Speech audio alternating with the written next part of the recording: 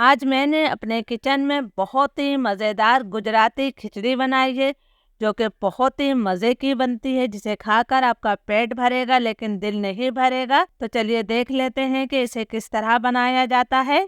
अस्सलाम वालेकुम, मेरा नाम है शाहीन और मैं अपने किचन में आप सबको खुश आमदीद कहती हूँ।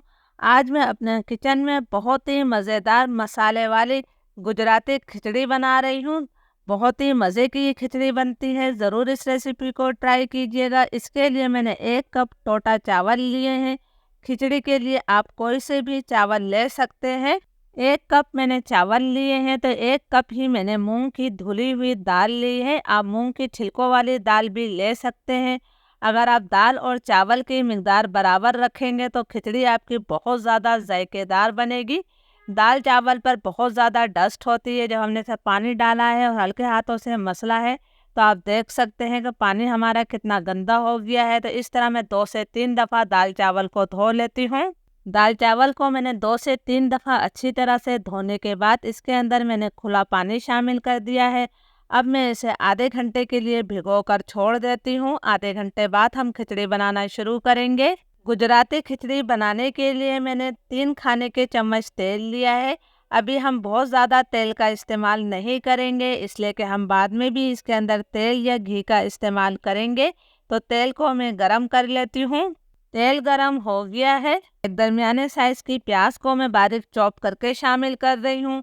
प्याज को हमने मुसलसल चलाते हुए लाइट ब्राउन कलर आने तक फ्राई कर लेना है। बहुत ज़्यादा डार्क कलर प्याज को मत दीजिएगा। प्याज पर हमारे लाइट ब्राउन कलर आ गया है। आप देख सकते हैं कि मैंने इसे ज़्यादा डार्क कलर का नहीं किया है। अब इसके अंदर मैं 1 खाने का चम्मच भरकर अदरक लहसुन का पेस्ट शामिल कर रही हूँ। अदरक लहसुन को भी हम 1.5-2 मिनट तक भून लेते हैं, ताकि इसका कच्चापन ख़त्म हो जाए। अदरक लहसुन हमारा अच्छी तरह से भुन गया है। तो अब मैं 2 दरमियाने साइज़ के टमाटरों को छोटे टुकड़ों में काट कर शामिल कर रही हूँ। 2 हरी मिर्चों को मैंने बारीक चॉप कर लिया है, ये शामिल कर दी है मैंने। ये मोटी वाली हरी मिर्चें हैं, ये ज़्यादा तेज़ नहीं होती हैं। इसके साथ ही मैंने 1 चाय का चम्मच नमक शामिल किया है। नमक डालने से टमाटर बहुत ज़्यादा जल्दी नरम हो जाते हैं। नमक हमें कम लगा तो हम बाद में भी डाल सकते हैं। तो टमाटरों की भी मैं 2 से 3 मिनट तक भुनाई कर लेती हूँ। टमाटर की मैंने 2-3 मिनट तक भुनाई कर ली है। टमाटर हमारे नरम हो गए हैं। तो अब मैं फ्लेम लो कर रही हूँ। हमने इसके अंदर पाउडर मसाले शामिल करना है। आधा चाय का चम्मच मैंने इसके अंदर सफ़ेद ज़ीरा डाला है। आप ज़ीरा पाउडर भी डाल सकते हैं। 1 चाय का चम्मच ऊपर तक भरकर मैंने इसमें धनिया पाउडर शामिल किया है। आधा चाय का चम्मच मैंने कुटी हुई लाल मिर्चें शामिल करी हैं। आधा चाय का चम्मच मैं पिसी हुई लाल मिर्च डाल रही हूँ। नमक और मिर्च हमेशा अपने टेस्ट के मुताबिक लिया करें। आधा चाय का चम्मच मैं इसके अंदर हल्दी पाउडर शामिल कर रही हूँ। साथ ही मैं इसके अंदर थोड़ा सा पानी डाल रही हूँ, ताकि मसाले हमारे जले ना।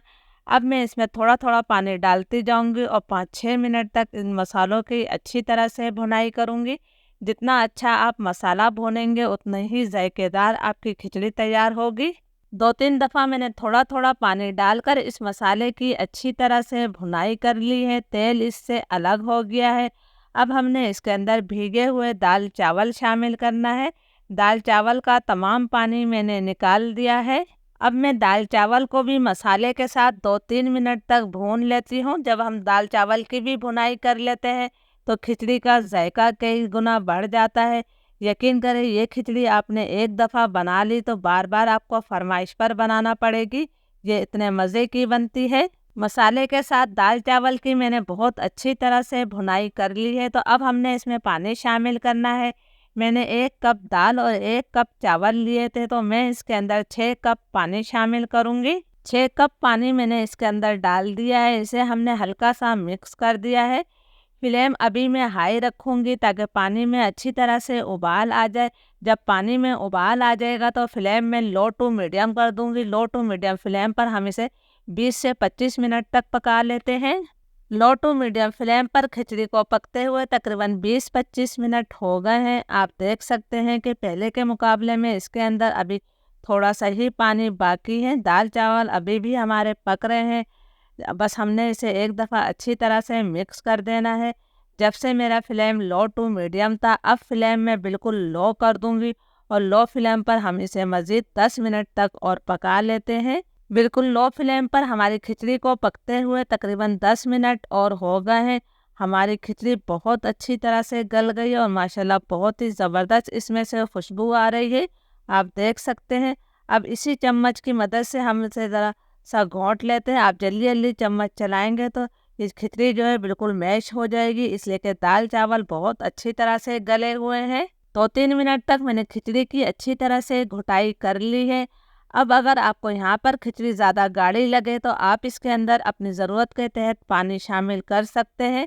खिचड़ी हमारी तैयार है, तो चलिए अब हम इसका मज़ेदार सा तड़का बनाते हैं। तड़के के लिए फ्राई पैन में मैंने 2 खाने के चम्मच घी डाला है। मैं तड़का घी से लगा रही हूँ। घी को हम गरम कर लेते हैं। घी हमारा हल्का गरम हो गया है, तो अब मैं इसके अंदर आधा चाय का चम्मच सफ़ेद ज़ीरा शामिल कर रही हूँ। 4 से 5 मैंने लहसुन की कलियाँ ली हैं, जिन्हें बारीक काट कर शामिल कर दिया है। अब हम जीरे और लहसुन को हल्का सा कलर तब्दील होने तक फ्राई कर लेते हैं। जीरे और लहसुन का हल्का सा कलर तब्दील हो गया है। ये मैंने 4 साबुत गोल मिर्चें ली हैं। इन मिर्चों को हमने हाथों की मदद से तोड़ कर डालना है। इस तरह ये बहुत ज़्यादा मज़े की लगती हैं। जब ये खिचड़ी खाते वक्त क्रिस्पी क्रिस्पी सी मिर्चें मुंह में आती हैं तो खिचड़ी का जायका कई गुना बढ़ जाता है। ये मैंने मिर्चों को तोड़ लिया है, तो इसे हमने घी में डाल दिया। इसके साथ ही 10-12 मैंने कड़ी पत्ते शामिल करे हैं। अब हमने मज़ीद इसे सिर्फ 10 सेकंड तक और फ्राई कर लेना है। तड़का हमारा तैयार है। ये गर्मा गर्म तड़का मैंने खिचड़ी के अंदर डाल दिया है। अब 5 मिनट के लिए मैं इसे ढक दूंगी ताकि तड़के की खुशबू बाहर ना निकले।